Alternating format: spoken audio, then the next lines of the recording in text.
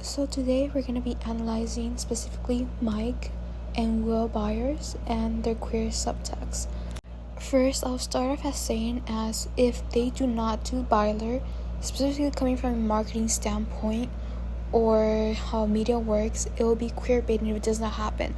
Mainly because Netflix uses Byler as marketing for a lot of English-speaking countries and Spanish-speaking countries, minus Asia, of course, because of sexual censorship of your sexuality, right? That's Asia.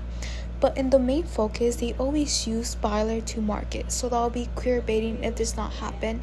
And the subtext of Mike being possibly closeted and not being used is queer baiting, okay? So if it's not happened, that's queer baiting.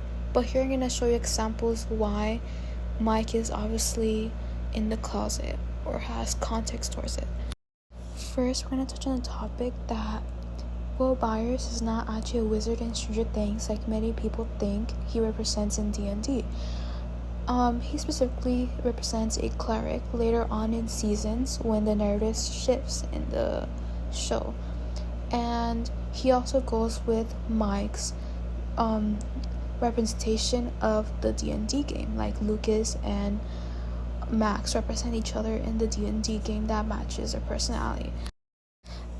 This was one scene that Finn Wolfhard himself has said that he was confused, but the writers said that it will pay off in the end, right?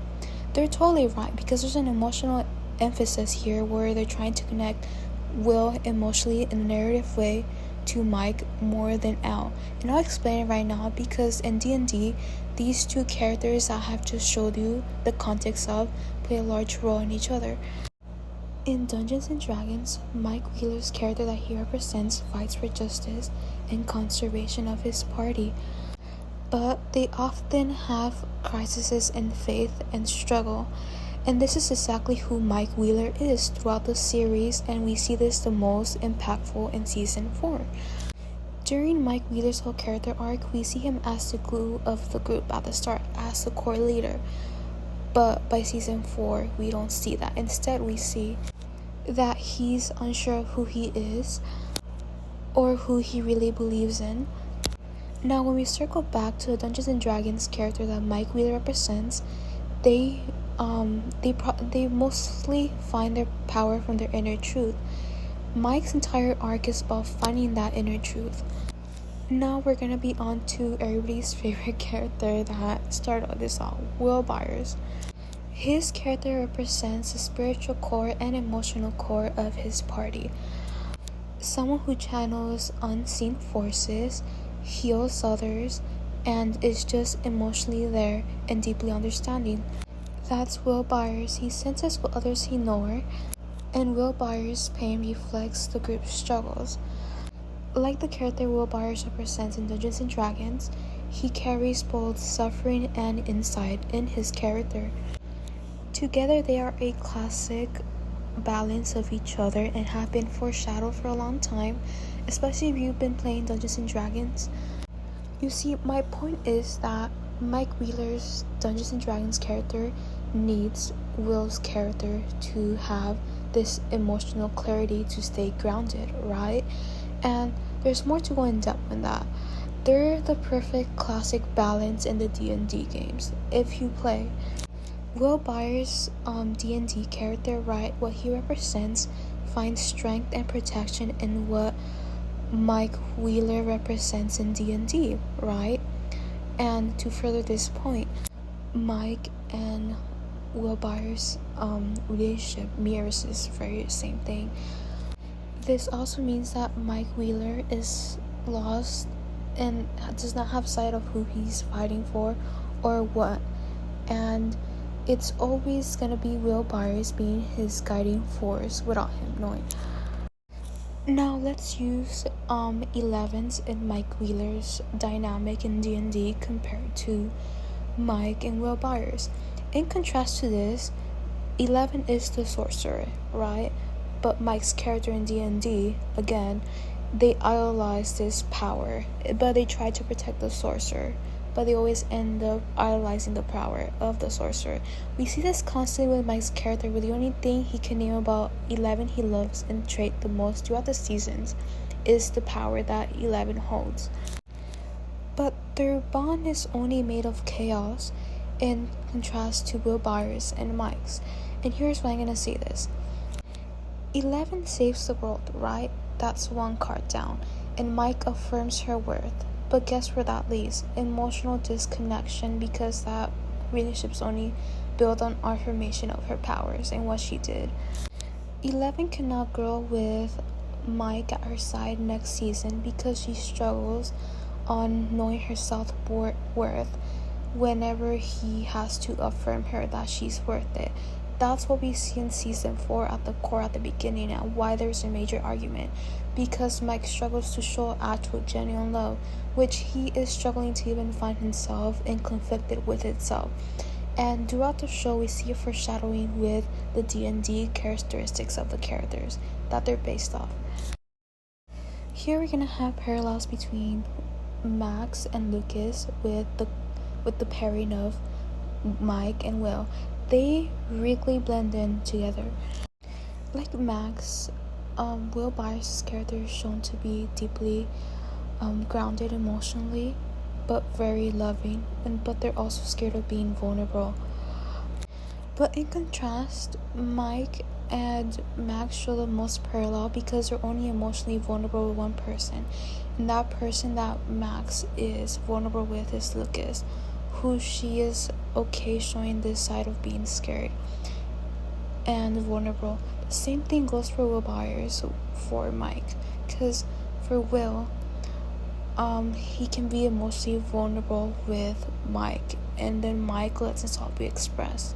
We see the same thing going on with Max when she writes the letters, and she's finally opening up to Lucas after being scared of doing that for a long time. Here's another exhibit of a parallel between Will Byers and Mike to Joyce Hopper. Joyce is an intuitive character, and she's really connected by her family. She also seems to go by her gut and emotion most of the time. Well, Hopper's strong-willed and grounded and acts out of fierce loyalty, and also sometimes hides behind anger in general.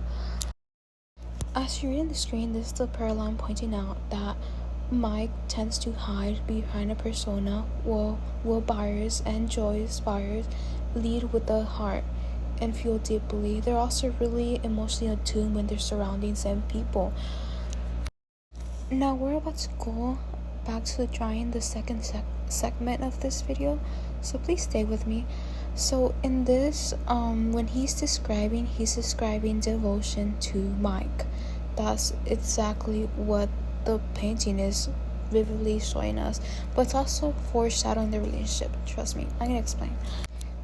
Will Byers helps Mike feel that like he's needed in a sense, and unconsciously Mike uses Will Byers as his emotional anchor.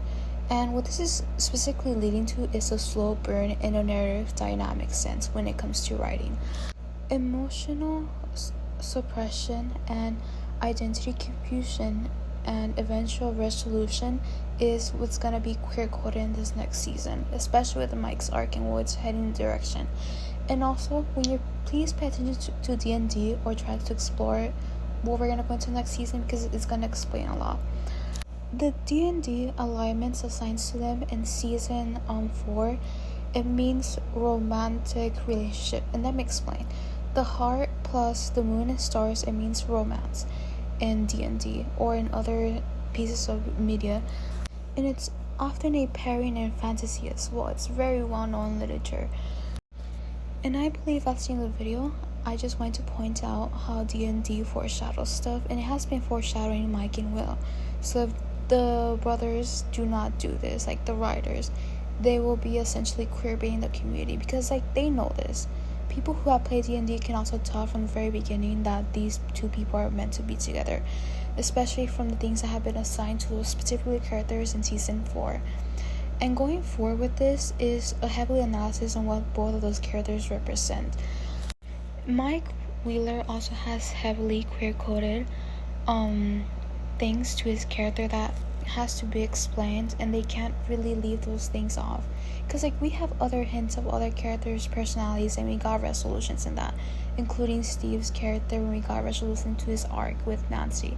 People do not portray that as a resolution, but that was a closing to his character with the love triangle and stuff for Nancy. Now we have to close off the other ones, which the different brothers did say we're gonna close off in.